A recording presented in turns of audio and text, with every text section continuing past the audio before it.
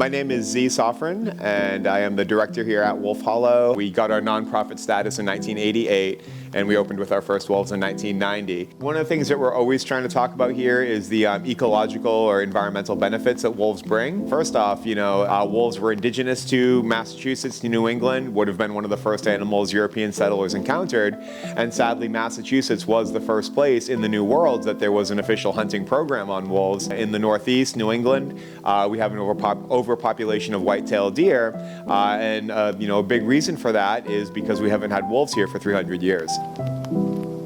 Auto collisions, the prevalence of tick-borne illnesses are two things that we wouldn't see the degree that we do if we had a healthy ecosystem, and wolves are a big part of that as they're natural regulators of their prey species. Additionally, just by being present in an environment, they're helping that environment itself by moving their prey around that landscape. And also the fact that when wolves go hunting, they're only successful about 10% of the time. So they might go a week without eating, so when they do get something, they're gonna look like all of us at Thanksgiving or a Super Bowl party, basically eating as much as we can, as fast as we can. And as you can imagine, if a 100-pound wolf eats 25 pounds of food, which they are capable of, about a quarter of their body weight at a time, they're not going to do much for the next 2 or 3 days. They're going to basically lie around and digest those giant meals. It's really feast or famine with these guys. So during those cases, when they're full of food, they don't really care if other animals come and share or steal off of that kill, and that's where they'll feed upwards of 30 other species with the remains of their kills. So whether it's other predators, foxes, coyotes, bears,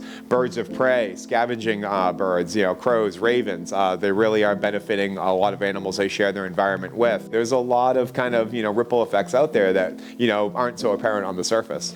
And then last but not least, natural selection. Wolves are great at singling out the weak members of a herd and isolating that from the herd, because it's going to be a lot safer to go after that weak animal than the biggest, strongest one you can find. Right now, they only occupy an estimated, 30% of what could be potential habitat, places they could live and have zero effect on human activity.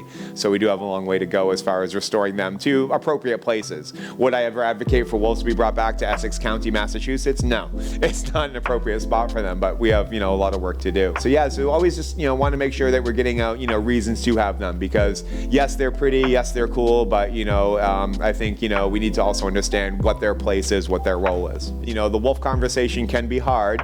We do have to talk about the sad things, that the fact that wolves are being hunted currently, the fact that, we almost literally wiped out wolves across, lower 48. In 1973, we literally had less than 300 wolves left in the lower 48 from an estimated 750,000 to possibly 2 million. But when people are hunting wolves, it's not to feed their family. It's for the trophy, or look how macho or I'm a tough guy because I shot a wolf from a quarter mile away with my high-power scope.